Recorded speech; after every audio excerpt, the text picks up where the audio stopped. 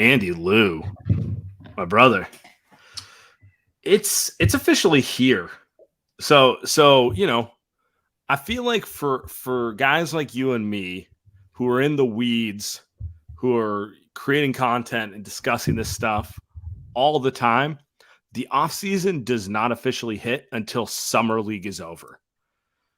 I'm not saying summer league is the highest bar of basketball, but it's like you get through free agency, you watch a couple draft picks, you see if there's any diamonds in the rough, a Lester Quinones, whoever it may be. And when that's over, it's officially bullshit time. I texted you and super producer Neil or super producer Tim and our buddy Neil there, and I was just like, dude, when's the next Warriors thing that's gonna happen? Right. And I think you said, yeah, you actually know. You said there was a summer league game on Saturday, which I didn't know. But after that, they made sure to lose that one too. Yeah. God, I ranted last time, not doing it again. But after that, this what are we doing? What are we doing here? I mean, even begins though, really. Even Steph, like, could the American Century have not been in 2 weeks, bro? Shout out Steph. Did you watch that? I did.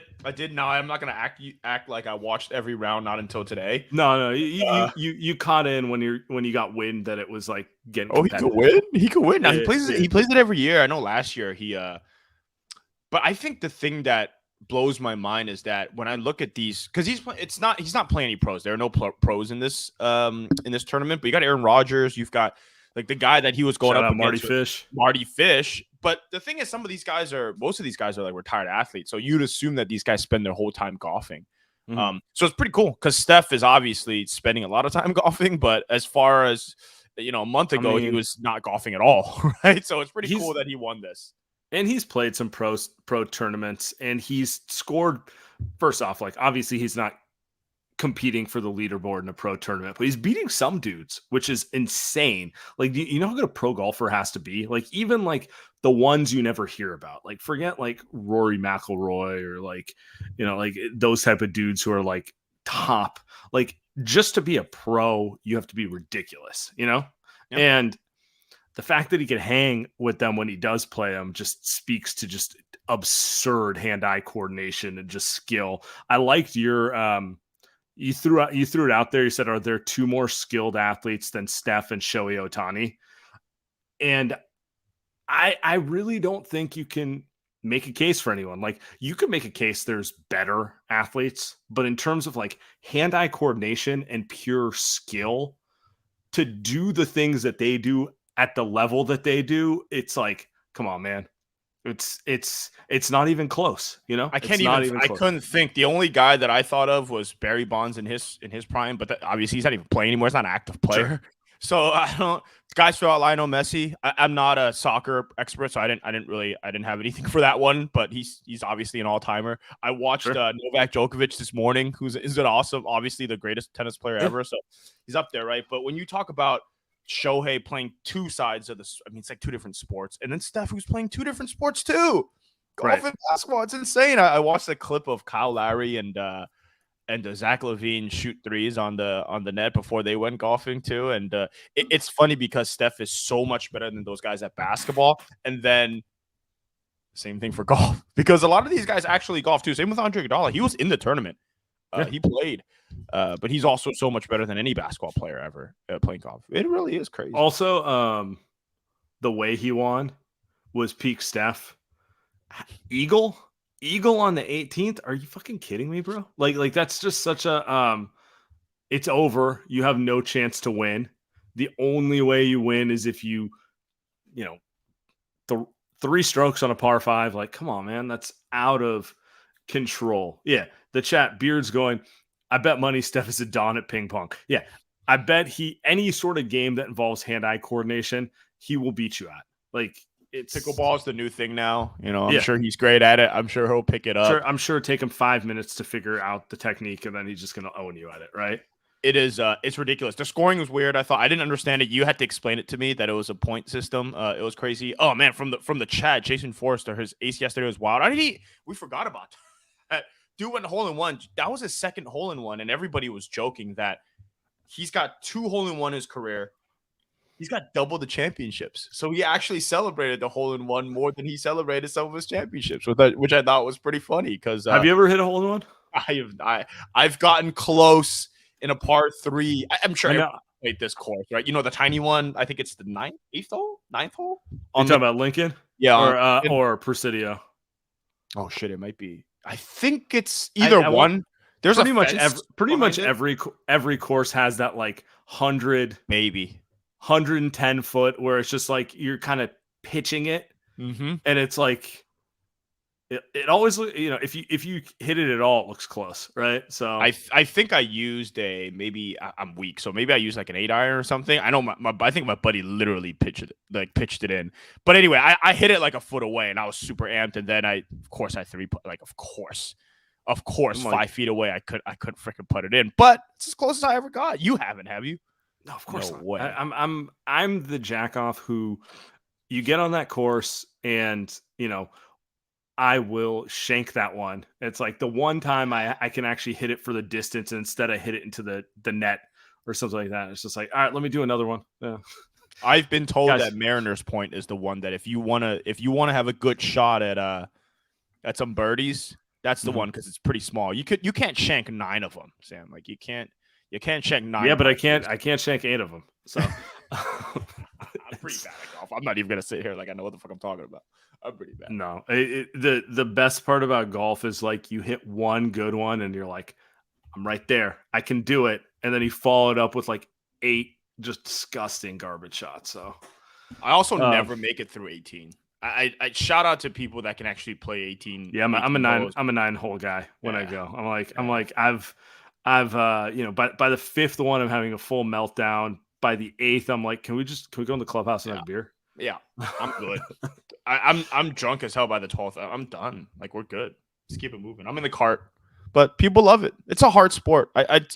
It's the hardest sport I've ever played in my life. So kudos to Steph. Makes it look easy. The thing I hate about golf is like you play another sport, you can kind of like amp up your intensity.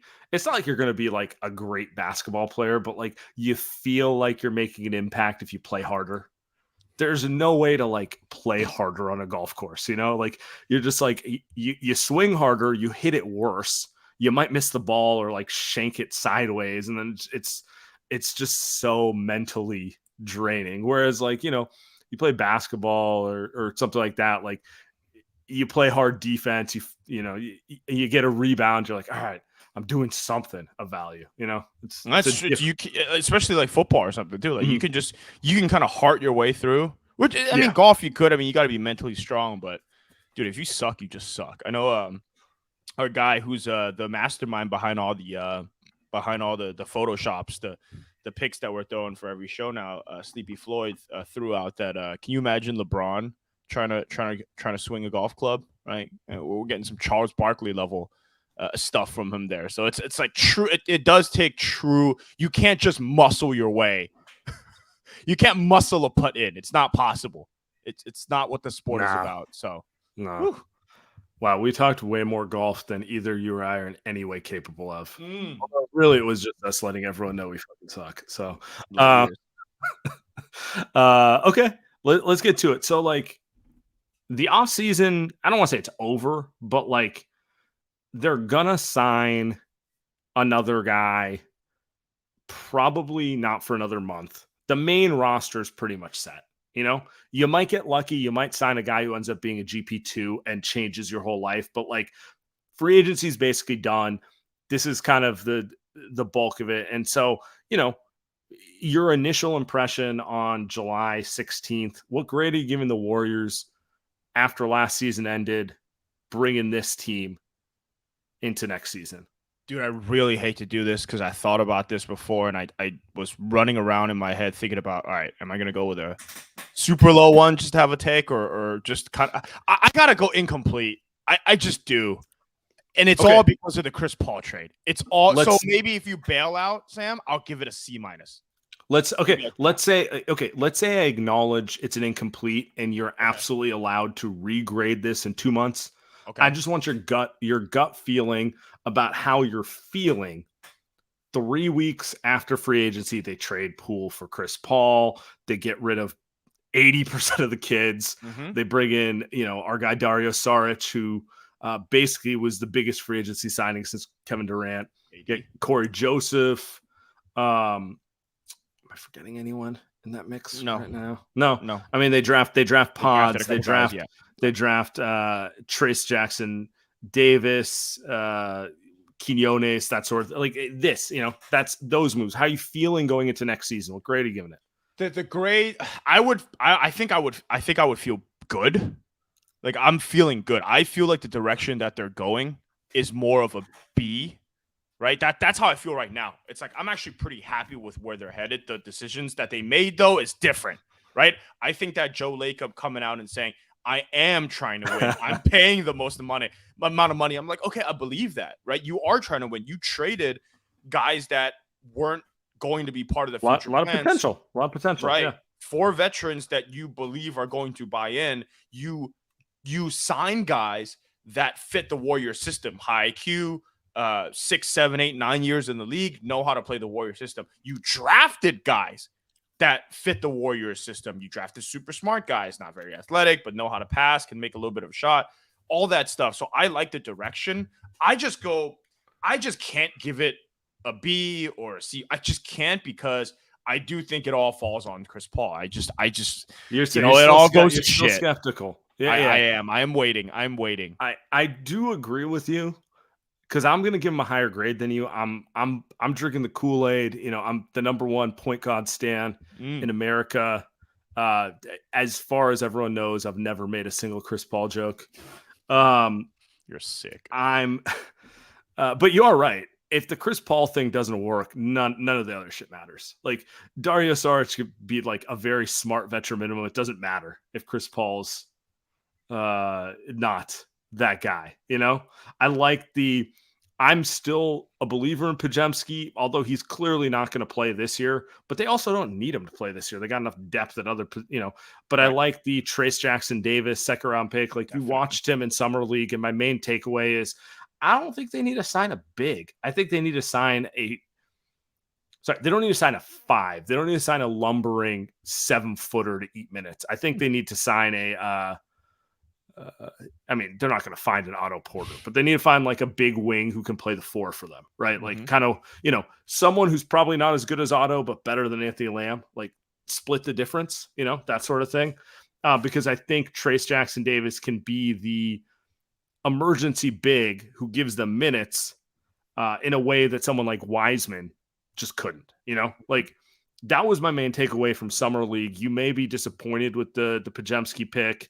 I still like him. I liked what I saw at Santa Clara. I liked a few things, but we'll see where he lands. If you liked him in the draft, I don't think you should be getting away from that after week. Sure. If you know what I mean. So. But I will say, I don't think he's going to play this year. Whereas I feel pretty confident off of everything I've seen about Trace Jackson Davis. That's a guy who, if Looney gets into foul trouble, should be able to give you 5-10 minutes. If Saric needs a night off, he can give you 10 minutes off the bench. Like, I do think he's capable of contributing, which is like what we wanted out of a draft pick, right? Like, getting an older guy, he's 23, knows how to play. He's a really good passer. He understands how to set a screen. He understands how to just generally make reads and play within the Warriors system. And he has enough athleticism to hang. Like, I like him. So, do you think he's going to play? I think he will be emergency depth, but hear me out on this one. All right. If you were to say, what do they need with the 14th roster spot? I saw enough from him that I don't want JaVale McGee. I don't want, Omer, what's his name on the Heat? Oh my God! I thought you were gonna say Omer Sheik. Now that would have blown You're Yurtseven. You're thinking of Yurtseven, but you just I don't want another one of those guys, because here's how it is: Kerr's gonna play Looney, Saric, and Draymond at the 5. Whoever is behind them is just emergency depth anyway, and I think he's good enough to play emergency depth that I want to use that other roster spot on a guy who can actually play the 4 position for the Warriors, so they aren't playing Moses Moody at the 4 like maniacs. Like, I don't know who they can get. Like we've seen Rudy Gay's name out there, and I think he's probably washed. So He's I'm on the not way, that baby. interested. But like someone of that ilk who's like, maybe it was a 3 a decade ago, but is more of a 4 or 5 now. I think Trace Jackson Davis showed me enough that I feel confident in him being the third or fourth string 5-man, so they can go get like more of a 4. I think I tend to agree with you. What's the grade that you're going with? I'm gonna give him a B plus. Wow. You like the direction and you like the moves. You're wholly in. Here's the reason I give it a B plus. I'm not convinced they could have done better for Jordan Poole.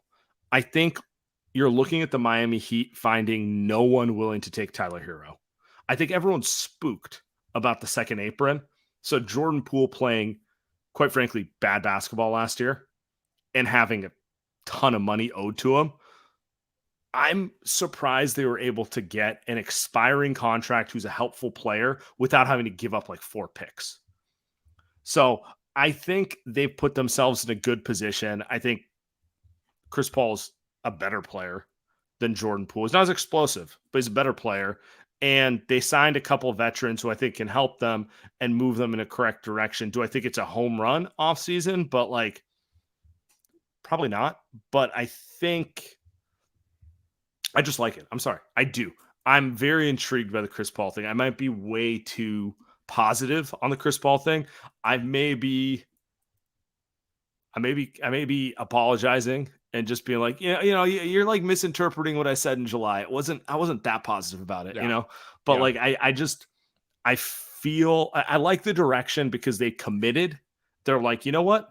We have one of the 5 to 10 best players in NBA history who's playing still like he's the best player in the NBA. We're going to go for it, period. Enough of this bullshit. And I can live with that. I think when you listen to Steph, he's way more locked in or bought in to this offseason than he was ever before. So I think that's a fair point. I think another thing to think about too is I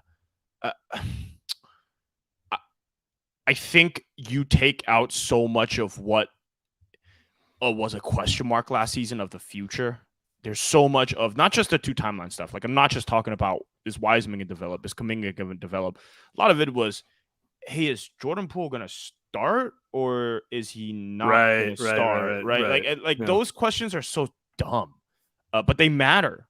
They matter, I think, when they matter to Clay, they matter to Draymond, they matter to even Steph, right? I feel like we're going towards what you're saying is they're also distractions. They distract you from like, you want to win a title. That's all you talk about. You're not talking about like, I want to start. I want more minutes. You're like, I want to win a title. That's all that matters. So to your point, it's like removing those agendas. It's like, yeah, look, it may not work, but at least they're pot committed, which you couldn't say they were last year.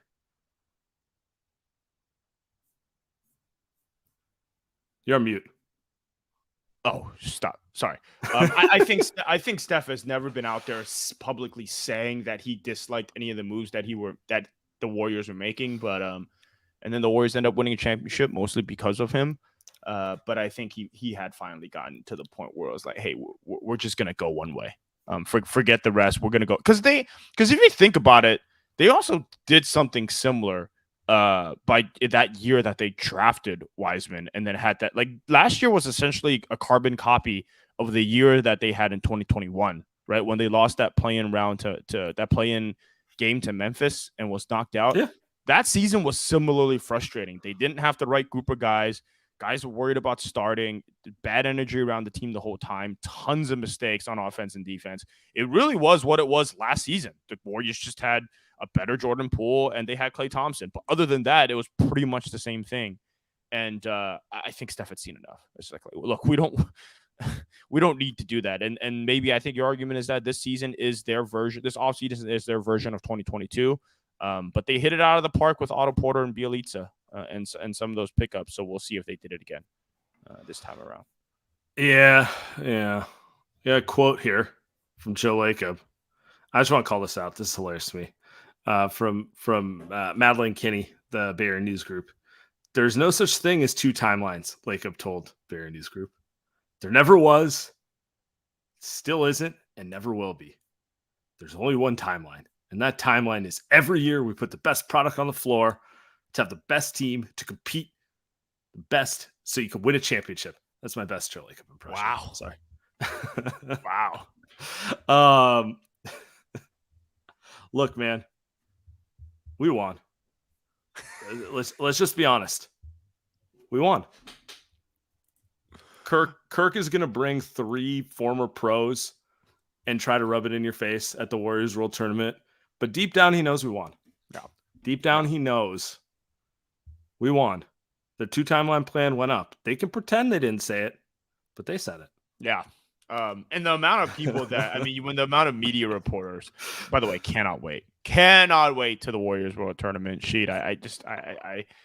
Sheet's locked in. He's trying to get me. He's trying to have Kirk can't antagonize me. We're ready to roll. Team Light Years is ready to roll. You can't take that name from us. Can't take it from the Light Years podcast. Is it? Is that the rumor? Kirk's trying to say he's Team Light Years? They tried. They just like they tried to tell us that the 2 timelines wasn't a real thing. They tried. But you can't. Like, the Light Years podcast lives on. We are going to give it another great showing. Last year, lost in the semis. But we'll be back. I don't know. I think Joe. It's funny because I think he does have the best intentions in mind. And I was telling a buddy of mine, because he was like, well, if this 2 timelines thing wasn't a real thing, then why the hell did they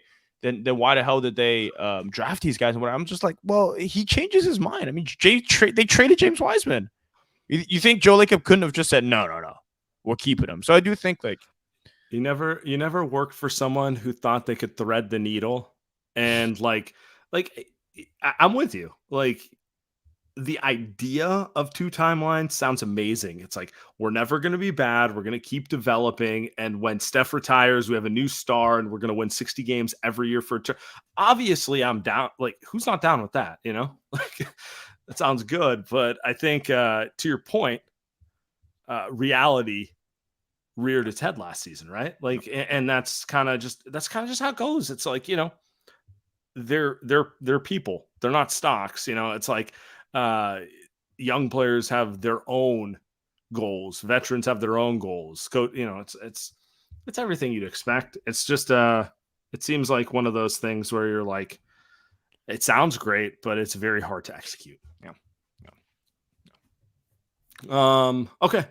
I want to bring one thing up, and I want to do this real quick, and then we'll get to everyone's calls because we got a lot of good ones. So DraftKings put out their early odds for next season. These things will change. But what's interesting to me is the Warriors are at over under 49.5, third highest in the West. Nuggets, obviously, defending champs, 54.5. The favorite, Suns, number 2, 51.5. Warriors a little ahead of the Lakers, who are coming in at the 4 seed at 1 game below them. I guess my question for you is, how do you feel about that? Do you think that's too low? Do you think that's too high? How are you feeling about the Warriors kind of Vegas thinking that? Yeah. Do you remember what the Warriors over under was? I have it in front of me, by the way. Do you remember what the Warriors over under was coming into last season? Was it 48.5? Not that I'm looking at. What book are you looking at? Corner FanDuel. For the 2022-2023 season, 52.5. It's coming off a championship. It's coming off a championship. I do get it coming off a championship. You know, you feel a little cocky. You saw Wiseman throw it down an empty gym. You're like, oh my God, let's go, baby. Could not help yourself. I'm taking the over. I think that's a low number. I think 49.5 is super low. You count the things that went wrong for the Warriors last season, and we've done this a million times, but the Draymond punch, obviously, Steph's out, Wiggins out for half the season. They don't get GB2 back. He didn't even play the entire freaking season itself. No regular season games? Not a single one. That's like 4 main guys. Clay comes in fat. He's out of shape for the first month and a half, 2 months. Jordan Poole was not good for most of the season. What actually went right? I cannot name you how many things went right on more than one hand. It's literally one hand I can count the things that went right. The Warriors won 44 games. 44. I'll tell you what went right. Looney's health and Draymond's health. And Clay's health, to be fair. So, like, those are fair. I think Steph will probably play more games than 55. But Looney, 82 every year, like that. But to your point, those are the only things. If Wiggins only plays 37 games this year, like, they're cooked anyway. You know what I'm saying? Like, I do agree with you on the big picture. If you just tell me you have a healthy Andrew Wiggins or just an Andrew Wiggins who shows up and Chris Paul instead of Jordan Poole, that alone should be 5 wins. That alone should be 6 wins right there. They had the worst road record. I think Saric. Yeah. I mean, we probably are gassing up the 9th man a little too much, but like I do think he'll help them more than JaMychal Green did, So, and then in theory, Moses Moody and Kuminga should take a step. So like they should be in good position to be better. The West is tough though. The West is tough. That's the thing I keep coming back to is like I think the Lakers will be good. I think they're overrated because Memphis will still be good. OKC should take a step. The Kings should still be good. Like, yeah, at a certain point, you start running through all the names. You're like, well, that's a lot of good teams. So that's my bigger question mark. Yeah, I also think though the Warriors threw away so many games last season. I think some of it's bad luck, some of it's bad chemistry. Sign of bad chemistry is being such a bad road team, right? And I think part of it is just. I mean, they threw away how many games last season? 5, 6, 7. I mean, you're just throwing all those things out there. And I get the Draymond health and the Looney health part of it, but I'm a little less worried about the Looney health part. It's not like he plays 35 minutes a game, right? He's playing and he's in the mid-20s. He's not playing a high amount. Just chugging along, pushing a guy, getting a rebound. He's probably in the best shape of his life. It's not like he's 35. He's in his physical prime. So I'm bullish. The 49.5, I almost want to say you got to bang the over. I'm feeling pretty good about that number.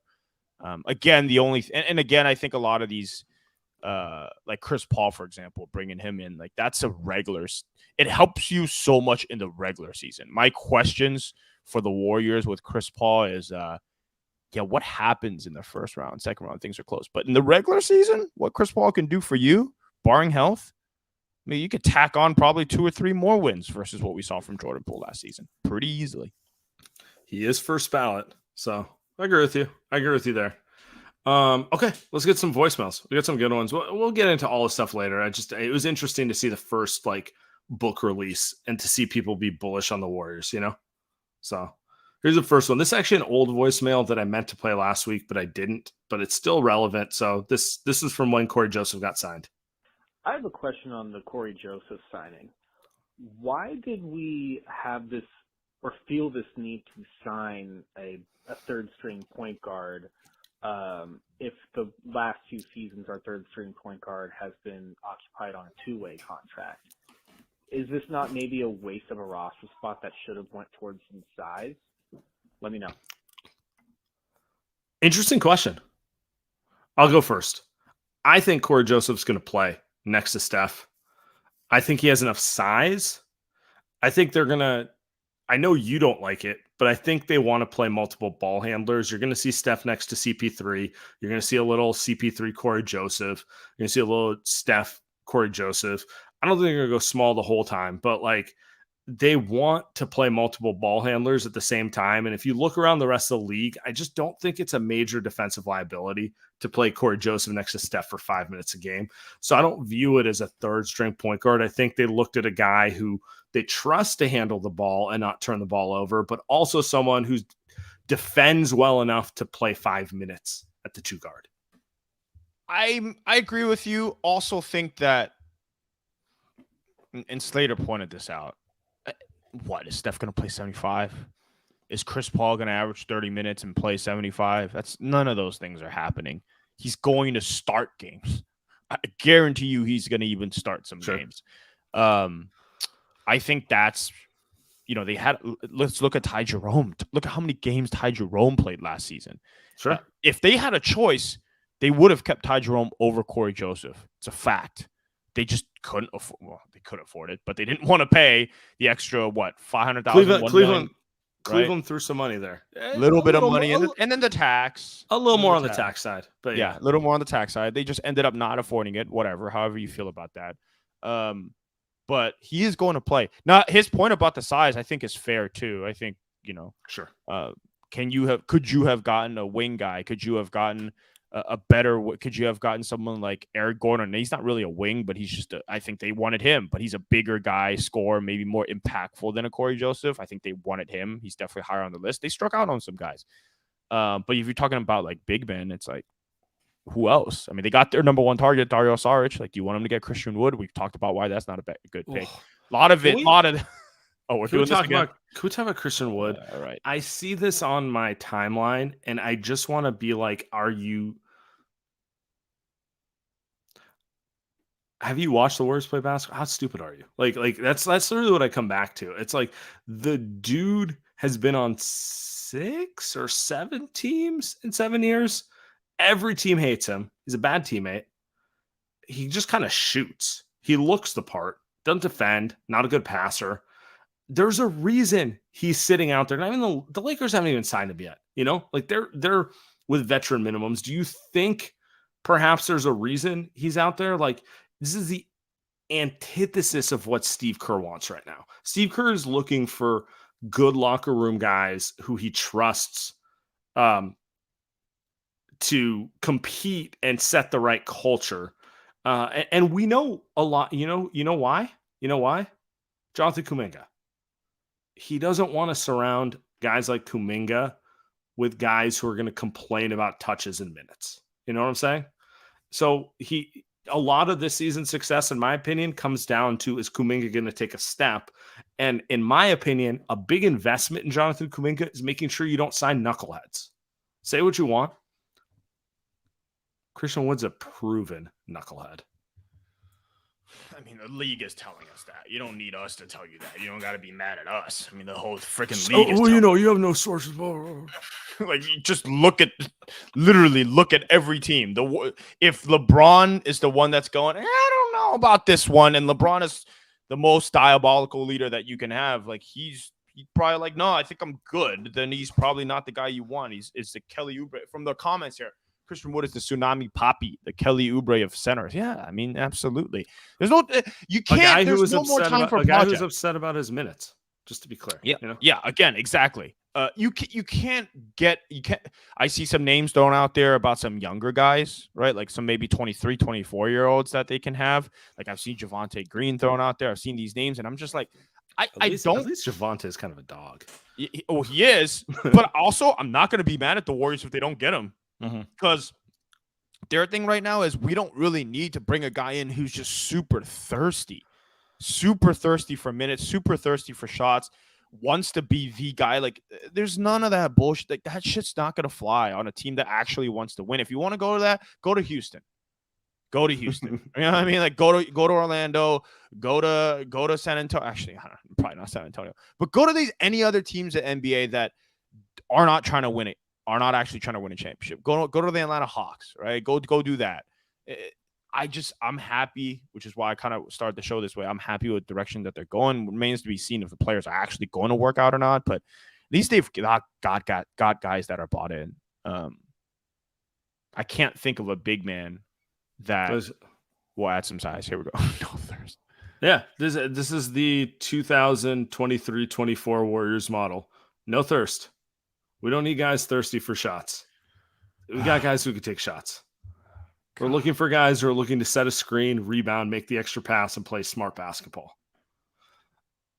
It sounds dumb, but like, look, man, Steve Kerr doesn't have a contract extension. They're letting him, quote unquote, do it his way this year. And the way I view it is, it's kind of like, look, man, you won 4. We probably should have listened to you more so. Let's do it this way. And if it works the way you want it to, you're getting $100 million. That's the way I'm reading it.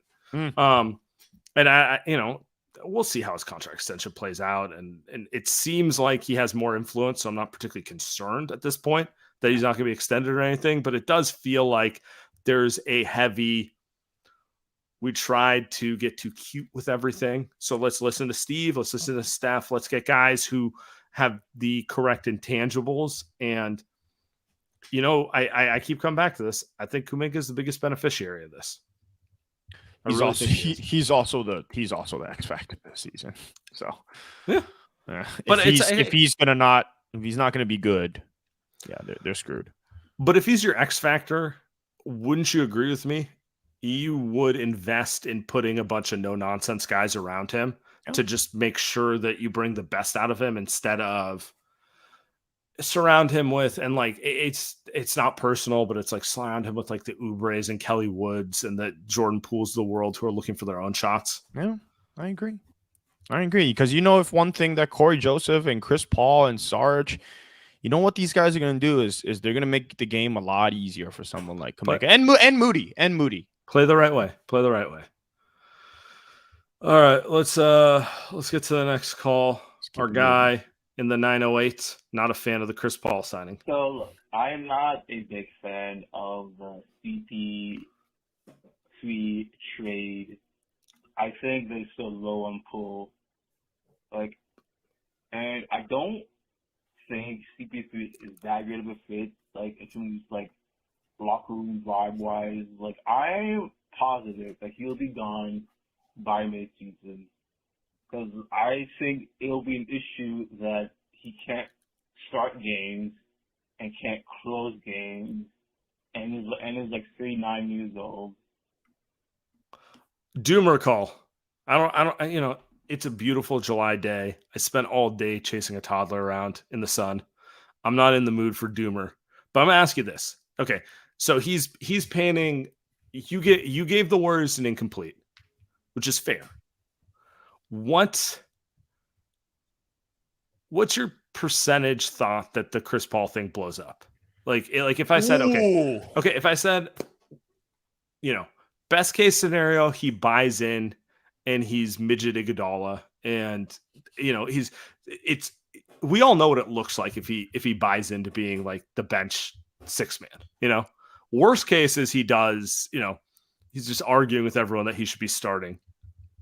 So I think on the spectrum, I think it's pretty clear the ups. What is the upside, which is championship, which is what we saw 2 years ago, and then the downside, which is what we saw last year. I mean, we literally saw what happens if a guy like that isn't bought in. 51-49, 51% that it works, 49 that it doesn't. I'm gonna be. I don't have a great feeling. Oh, it's a total coin. It's a total coin flip in your heart, huh? You're giving a 1% just out of just pure hope. Hope, pray. No, seriously, I was literally gonna say praying. I'm just praying. I think it's 50-50. I'm gonna give the 1%, which makes it 2%, to I think Steph maybe kind of tells Chris Paul hey, look, it has to work. You think it's higher? I know you think it's higher. 75. Nah, I'm going 66. Yeah, I think I'm going 2/3. I think he's too good, and I think there's a realistic chance that the combo of them having a terrible season last year, just relative to expectations, Wiggins missing a bunch of time, Clay having the horrendous Lakers series, I think there's a very realistic chance they have a hot start. And then I think, look, man, how much Chris Paul going to complain if they start 12-1? How much is Chris Paul going to complain if they're 15-3 after 18 games? So I think there's a very real chance that things look decent. Those are ridiculous numbers. Here's a more realistic one: 15-5 after 20 games, or 14-6, or something like that. So I'm leaning into the professionalism, and you know what? If he's unprofessional, I'm just going to slander him to death. So, I mean, it really is a no lose outside of the Warriors losing. Is that, hey, look, if they don't figure it out, that's Chris Paul. That's just Chris Paul being Chris Paul. I'm just going to be on here being like, I believed in you, bro. I tried. I really tried. God, it just, I can't, it is still surreal, but We'll see. We'll see. And then the other reason I think for it too is, and people have kind of thrown this out there as well. Someone texted me and said like, "Hey, this is why Chris Paul has always been a loser. This is why he's never won the big game." And my pushback kind of was, the reason why he never won the big game isn't because he never put aside his ego to try to win. That wasn't why he didn't win the big ones. Reason he didn't win the big ones was, he wasn't good enough or he was hurt, right? Like it was those things. It wasn't because he wasn't willing to sacrifice. Do you like that? Wasn't to me why Chris Paul could never win. If James Harden had anywhere near the killer instinct that Steph Curry did, they would have won. If Blake Griffin was that dude, they would have okay. So I agree with you. He's not first option. DeAndre Ayton, even yeah. He's a good player. He's a nice player. But yeah, I agree with you. All right, let's get to the next one. We got a good call here. Yo, fellas, I don't even think I need to say who this is. But regarding Summer League, I love Trace Jackson Davis. Love what he brings. I think the Warriors might have found another one in the second round. I'm just saying he should be getting at least 10, 15 minutes per game this upcoming season. And also shout out to Steph for winning the American Century Golf Championship today. LeBron could never. All right, I'll get that. Yo, fellas, I don't even think I need to. Apologies on that. Well, correct. By the way, is LeBron changed his number again? Hole in one. I have an announcement. I'm changing from 6 to 23. Also, didn't know the SBs were on, and then he had to. Did he have to tell us that he wasn't retiring, Sam? Did he have to? He tries hard. I mean, he is one of the greatest players ever. But boy, you don't have to try this hard. No, he's. I'll break character. He's objectively that good a player, but God, he's corny. And not the I think Steph's kind of corny too sometimes. Yes, with kind of dad jokey vibe type. But it's like, come on, man. You chase a toddler around for 24 hours straight and see what kind of corniness you say. Yeah. Well, he's got 3 of them. It is. Hey, it's crazy to me. I was looking. He posted a Cannon's kind of big, man. Yeah, that's exactly what I was going to say. I was like, damn, his kids are getting big. It's insane. I remember when I was covering the team and I saw what's his youngest daughter or his oldest daughter's name, Riley now, and she was like a little baby, right, like Cannon size, yeah. And now she's like, I don't know, she looks like she's in middle school or something now, and I'm just like, it's insane how that happens. Almost 7 years ago. Soon we're gonna see her playing basketball or something, and then Cannon's gonna be playing basketball. It's unbelievable. It's unbelievable. Yeah, it happens fast, man. I remember that, like when the Riley press conference. I remember people were like, "It's distracting," and I was just like, "Come on, man, that's corny." But now everyone's kid is out there now. Everyone's kid. They had DeMar DeRozan's little kid screaming during free throws, and nobody's saying anything. Objectively hilarious. Yeah, it was pretty funny. I thought it was kind of funny. Can I give a take? I thought it was kind of. All right, we'll keep moving. Yeah. Anyway, to the calls point, do you think Trace can play this year? I agree with you. I think he's going to play. I think he's going to be able to give like 10 solid minutes. He's 29 years old, man. He's old as hell, dude. He's been playing basketball I hate how you can never get anyone's age. 23. I know he's 23. I can't be wrong. But 23 is no way.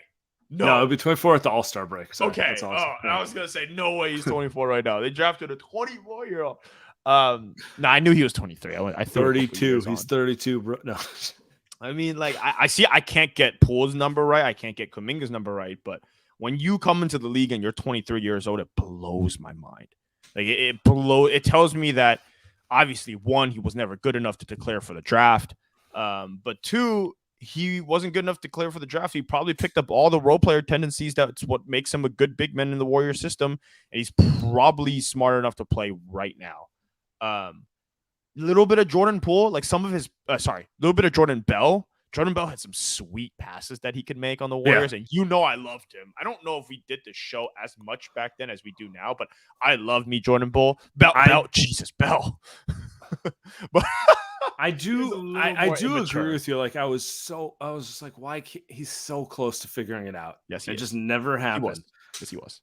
Yeah. I do think that so like that is like a Warriors thing. Like they let bigs pass, and bigs who can pass get a little too excited sometimes. Like they want to get saucy with their passes. The Warriors, like Jordan Poole I didn't know. Jordan Bell got so hyped on doing the between the legs to the Steph relocation pass, right, on repeat. But anyway, I do agree with you. He's I think he's gonna like playing for the Warriors. I think Kerr's gonna like him, and he seems to have all the correct intangibles. So we'll run with it.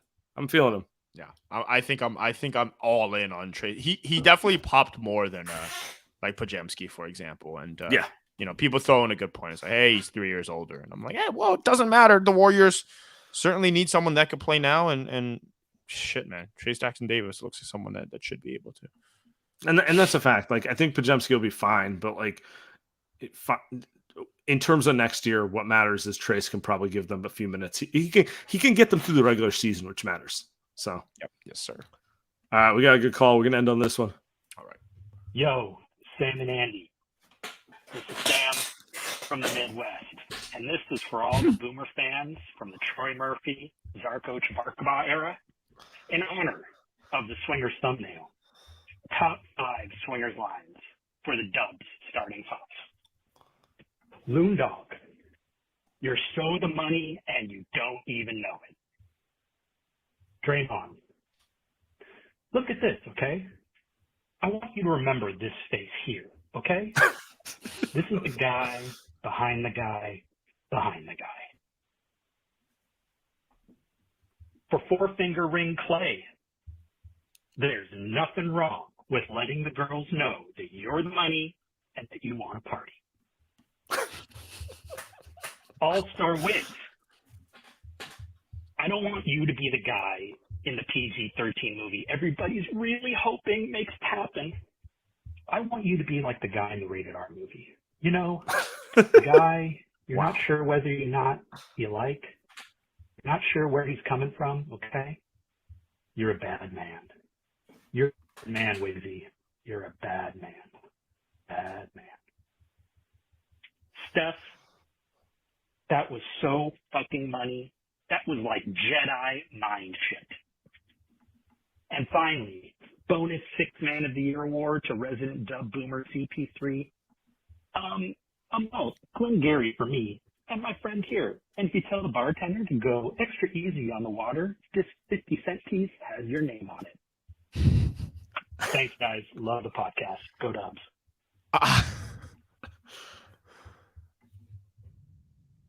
I love it. Wow, I wasn't sure. Take it away.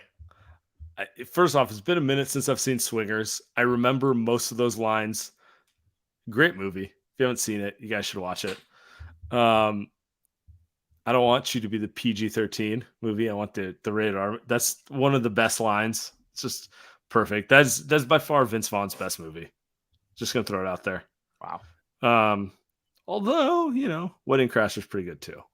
But still, this is still more his wheelhouse of a good movie. I'm going to end it on that. I have nothing to add. I enjoy it. I actually would appreciate if you guys called with your movie references for Warriors players the rest of the way, because we'll play it. That's that you throw one of those out there, you immediately get on the show. That's what the Light Years podcast offseason is all about. We'll be back. Appreciate you. Later, brother.